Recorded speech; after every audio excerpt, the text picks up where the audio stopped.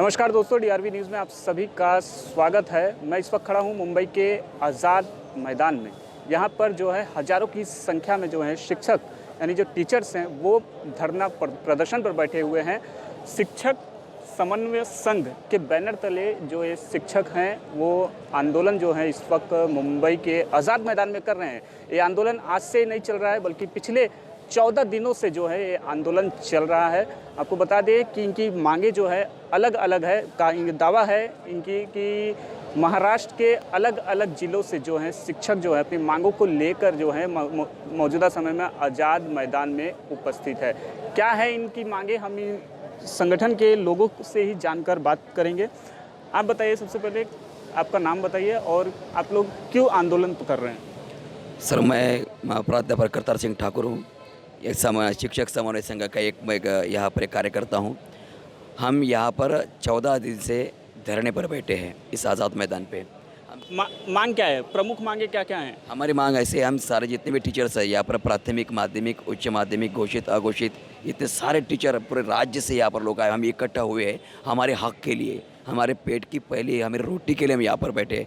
हमें इस यहाँ पर जो भी टीचर बैठा है, ऐसे कम से कम 45 से 60 हज़ार तक इतने टीचर की आबादी यानी संख्या है पूरे महाराष्ट्र में कि जिनको अभी 1 रुपया वेतन नहीं मिलता। और हम 20 साल से लड़ रहे हैं। और पिछले साल वहाँ पर 24 फरवरी को शासन ने हमें अनुदान मंजूर भी किया था, वो निकाल के भी रखा था, लेकिन भीतरी दौरान में कोविड आने की वजह से हमारा जो निधि है वो दूसरी तरफ उन्हें डाइवर्ट कर दिया। लेकिन हमारे जो टीचर लोग हैं वो है तो टीचर, लेकिन उनको कुछ मिलता ही नहीं। और जो गवर्नमेंट की और कुछ सुविधा है वो तो उनको टीचर होने की वजह से कुछ मिलता ही नहीं। इसलिए हमारे बहुत टीचरों ने 34 से 35 टीचरों ने आत्महत्या करके अपनी जान गंवा दी है। और अभी हमारा कहना इतना ही है कि हमारा जो 20 साल का जो वनवास है ये अभी पूरा ख़त्म कर दीजिए। पूरे देश में महाराष्ट्र ऐसा एक राज्य है कि जहाँ पर बिना अनुदान पे शाला स्कूल चलती है और ये बहुत बड़ा कलंक है। हमें हमारा हक चाहिए। हमें प्रचलित सूत्र के अनुसार में 100% हमें हमारा अनुदान, हमारा हक चाहिए, हमें पगार चाहिए। और जो कुछ स्कूल अभी बाकी है, जो अभी जिनको घोषित नहीं किया है, उन्हें भी अभी तत्काल घोषित करके उन्हें भी हमारे साथ में अनुदान दे, तभी हम उठेंगे, नहीं तो उठने वाले नहीं हैं।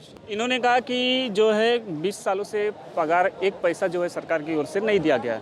तो जब सरकार की ओर से पैसे नहीं दिए गए तो आप लोगों का घर-वार कैसे चल रहा है, घर गृहस्थी कैसे चल रही है? हॅलो, आता सरकार तरी पगार देत नाही आहे, पण या लोकांना आपलं दैनंदिन जीवन जगण्यासाठी कोणता ना कोणता रोजगार करायला लागतो है। कोण रिक्शा चलाता है, कोई आदमी रिक्शा चलाता है, कोई बांधकाम में जाता है, कोई रोजी रोटी करता है और वो अपना घरबार चलाता है। उनकी मांग ये की है कि हम पढ़ाते हैं, हमें स्कूल का काम करते हैं तो हमें गवर्नमेंट का वेतन मिलना चाहिए। और इसीलिए 29 से अभी तक सब लोग यहाँ इकट्ठे हुए। आप कहाँ से आए? मैं यहाँ उल्लासनगर से आई हूँ। वांगनी स्कूल में मेरा शिक्षण है। मैं माननीय अधिकारी से सिर्फ ये बोलना चाहती हूँ कि हम एक टीचर हैं, शिक्षक हैं, हमारा सम्मान हमें लौटा दीजिए। हमारा जो वेतन बनता है, 20 साल हमारी सर्विस हो गई, तो जो हमारा वेतन बनता है उसके हिसाब से हमें 100% पगार दीजिए। अब 20-40 का खेल मत खेलिए। अब प्रचलित भी नहीं चलेगा, क्योंकि अगर आप 20 साल के बाद हमें प्रचलित करती हैं तो फिर 5 साल के बाद हमारी पगार बैठती है, तो फिर हमारी उम्र कितनी बैठती है, मतलब 5-7 साल के बाद रिटायर, तो फिर इस पगार को लेके करेंगे क्या? इसीलिए 20 साल हमने आपको बहुत सेवा दे दिया, अब आप हमें पूरा पगार दीजिए। और अगर नहीं दे सकती हैं तो मैं आपको वचन देती हूँ अपने पूरे शिक्षक की तरफ से कि हम फिर 20 साल फ्री में नौकरी करेंगे, तब जब आप 20 साल फ्री में नौकरी कीजिए। जितने शिक्षण अधिकारी हैं सब 20 साल बिना वेतन के सेवा करें समाज की, तो आगे का 20 साल हम भी जो है फ्री सेवा करेंगे। अगर वो सेवा फ्री में नहीं कर सकते तो हमने 20 साल बहुत कुछ दे दिया समाज को, हमने हमारा जीवन तो दे ही दिया। माननीय अधिकारी, आप लोगों से निवेदन है कि हमारे बच्चों के भविष्य को मत डुबाइए। हमारे बच्चे जब हमसे कपड़े मांगते हैं, हमारे बच्चे जब हमसे कहते हैं माँ तेरी पगार कब आएगी, तो यह उत्तर हमारे पास नहीं होता और तब रोने के सिवाय हमारे पास कोई जवाब नहीं होता। और रोज़ यही कह के आती हूँ ग्राउंड में, बेटा आज जा रही हूँ, आज पगार लेकर ही आऊँगी। और लौटने पर जब मेरी बेटी बोलती है माँ क्या हो गया पगार का, बोलती हूँ भैया अभी कोई सुना ही नहीं। तो प्लीज़ आप भी एक लेडीज़ हैं, आप भी एक शिक्षिका के पद से आई हुई हैं। तो आप भी इस बात को सोचिए कि एक लेडीज़ घर का कितना काम करती है, तब जाती है। इस ग्राउंड से जाने के बाद फिर हमें काम करना होता है, सवेरे की तैयारी करनी होती है। हम कितना वर्क करें, कितना मेहनत करें, आप हमें यह बताइए। एक शिक्षक होने के नाते हम कितने बड़े मजदूर बने, कितना बड़ा मजदूरी करें। सावित्रीबाई फुले ने हमें यह सिखाया कि आप शिक्षित हो। तो शिक्षित हमने जब टीचरी की तब हमने ये सोचा था कि भाई पगार आएगी, हम एक अच्छी लग्जरी लाइफ जिएंगे। लग्जरी तो दूर की रही, ढंग का खाना खा के ढंग से नौकरी तो करके दिखाएं। बच्चे के साथ नौकरी करना पड़ता है।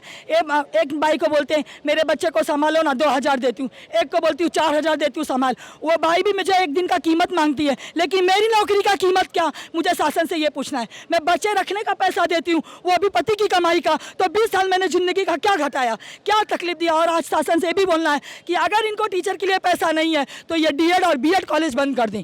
इनको कोई अधिकार नहीं है डीएड और बीएड कॉलेज चलाने का। कम से कम मेरे प्यारे बच्चे ये समझेंगे कि टीचर में कोई होप नहीं है, कोई कमाई नहीं है, स्कोप नहीं है, हम कहीं और जॉब करेंगे। कम से कम बच्चा गलत रास्ता तो नहीं पकड़ेगा। मैंने मेरे जीवन में एक गलती की, मैंने एक लड़की को टीचर बनने की राय दी और वो मेरी असली बहुत प्यारी स्टूडेंट थी और वो आज टीचर बनी है और मेरे सामने खड़ी होती है, बोलती है मैडम आपने सबको बड़े पगार 20 साल से पगार नहीं मिला। नहीं है पगार, 20 साल से पगार नहीं है और 20% देते हैं। पगार हमारी बैठती क्या है और हमको देते हैं 10,000 रुपया। आप सोचिए, और अनुदान हमसा हक्का सा नहीं कोड़ा सा बापा सा। हमको हमारा न्याय चाहिए चाहिए चाहिए। आप कुल मिलाकर देख सकते हैं कि आज़ाद मैदान में शिक्षक जो है काफ़ी आक्रामक हैं सरकार को लेकर। उनका पगार जो है पिछले 20 सालों से अटका हुआ है। यही जो उनको हर बार आश्वासन मिलता है, लेकिन जो है वेतन जो है उन्हें उपलब्ध जो है नहीं कराई जाती है। अच्छा, आप बताइए कि 14 दिनों से आंदोलन चल रहा है मुंबई के आज़ाद मैदान में, कि सरकारी नुमाइंदा या फिर कोई अधिकारी जो है आप लोगों से मिलने या बातचीत करने के लिए आया इस पूरे मसले पर?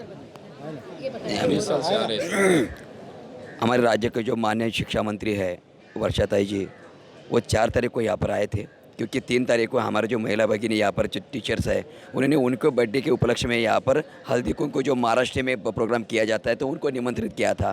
तो उसी उपलक्ष्य में वो यहाँ पर मिलने के लिए आए थे हमें। और हमारा जो पूरा जनता उस वक्त हमारे अभी भी 12.5 से 13,000 टीचर्स यहाँ पर मौजूद थे। वो आए थे, लेकिन उन्होंने ऐसी बातें की कि हम कर रहे हैं, हो जाएगा, 15 दिन में करेंगे। लेकिन जो बातें के लिए हमने 20 साल आपको वक्त दे दिया, आप फिर भी और 15 दिन बता रहे। इसलिए हमारे बहुत सारे लोग नाराज़ भी हो गए थे। एक उनको विनती की कि हम हमारा वितरण का आदेश लिए बिना हम जाने वाले नहीं। आज तो 15 दिन होने को आ गए, फिर भी कुछ भी नहीं है। मतलब आप लोगों को शिक्षण मंत्री की ओर से आश्वासन ही सिर्फ मिला है और अभी तक कोई जो है इसका ठोस उपाय जो है नहीं निकाला गया। अगर जैसे कि अब आपकी मांगे जो है नहीं मांगी जाती तो अगला कदम जो है आप लोगों का क्या होगा? सर, आपको एक बात मैं बता दूं जो बहुत महत्वपूर्ण है, वो ऐसी कि माननीय शिक्षा मंत्री तो कोशिश तो कर रही है, उनकी बहुत कोशिशें लाख है, लेकिन क्या पता हमें ऐसे लग रहा है जो उनका अधिकारी वर्ग है वो उनको अच्छी तरह से सहयोग नहीं दे रहे, उनको अच्छी तरह से रियली जानकारी नहीं दे रहे। वो ऐसे बता रहे कि हमारे पास पैसा नहीं है, नहीं देने, हम अर्थ विभाग की तरफ मांगेंगे। अर्थ विभाग बोलते हैं कि शिक्षा विभाग की तरफ ही पैसा है, आप उसमें सबकी तनख्वाह दे सकते हैं। फिर भी वो हमें ऐसा दिखाते हैं हमारे पास पैसा नहीं। यानी यहाँ पर मंत्री जी कोई पूरी मालूमात उनके अधिकारी लोग को नहीं दे रहे, इसलिए बात ऐसी हो रही है कि बात पूरी बिगड़ती जा रही है। इसलिए यहाँ पर सबसे ज़्यादा दोष ये अधिकारियों का है। हमें एक सवाल दिल में आता है, सरकार कौन चला रहा है? अधिकारी चला रहा है, मंत्री चला रहा है? ये बहुत बड़ी दिक्कत की बात है। इसलिए अभी हमने यहाँ पर जो सचिव लोग हैं जो यहाँ पर बेबनाव का काम करते हैं, और ये जो सवाल है ये कैसे लंबा खींचा जा सकता है, बस ऐसे ही कोशिशें की जाती है। और आज का मैं अभी को आपको अपडेट देता हूँ। अभी ऐसा है कि हम यहाँ पर निधि वितरण, जो वेतन का निधि का जो GR है, जो आदेश है, वो लिए बिना हम उठने वाले नहीं। लेकिन शासन ने भी ऐसा खेल किया है, जो प्राइमरी और सेकेंडरी स्कूल है उनकी यादी लगा दी और ऐसी बातें कर रहे हैं कि अभी इनका ख़त्म हो गया। अगर यादी लगा दी तो लोग घर को चले जाएंगे, लेकिन यादी से हमारा पेट नहीं भरने वाला है। हमें चाहिए हमारी तनख्वाह, तो जब तक वो मिलेगी नहीं तब तक उठने वाले नहीं। तो सरकार की मैं विनती करता हूँ कि ये सियासती खेल टीचरों के साथ तो मत खेले, क्योंकि टीचर का कोई पक्ष नहीं, कोई जात नहीं, कोई धर्म नहीं होता है। सियासी खेल जो है शिक्षकों के साथ जो है ना खेला जाए, इसे मांग जो है वो यहाँ आज़ाद मैदान में बैठे शिक्षक जो हैं वो कर रहे हैं। उनका साफ तौर पर सरकार को उन्होंने संदेश दे दिया है कि जब तक उनका वेतन उन्हें पूरा नहीं मिल जाएगा तब तक वे मुंबई के आज़ाद मैदान से उठने वाले नहीं हैं। मुंबई से DRV न्यूज़ के लिए राहुल पांडे।